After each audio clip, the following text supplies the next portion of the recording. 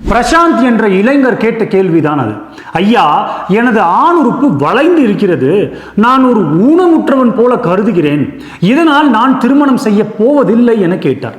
இப்பழத்தினை நாம் ஒரு ஆண் உறுப்பாக கருதி கொள்ளலாம். இந்த 2 தசைகள் தான் கார்போரா கேவர்னோசா.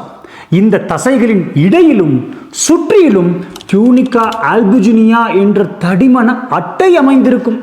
இந்த அட்டை இருப்பதனால்தான் விரைப்புத்தன்மையின் போது ஆண் உறுப்பு உறுதியாக இருந்து உறவிற்கு உதவுகிறது. ஆனால் இங்கு கவனிக்கப்பட வேண்டியது, சிலருக்கு இந்த அட்டை ஒரு புறம் நீளமாகவும் மறுபுறம் குறுகலாகவும் இருக்கும். அப்படி இருக்கும் தருவாயில் விரைப்புத்தன்மையின் போது உறுப்பானது சற்று கோணலாகத்தான் இருக்கும். இது இயற்கையே. ஒருவருக்கு 20 to 30 டிகிரி வரை கூட கோணலாக இருக்கலாம். அதனால் எவ்வித பாதிப்பும் கிடையாது. ஒருவேளை அதற்கும் மேல் கோணலாக இருந்து உறவில் ஈடுபடவே முடியாமல் போனால் மட்டும் உங்கள் மருத்துவரை அணுகுங்கள். நன்றி.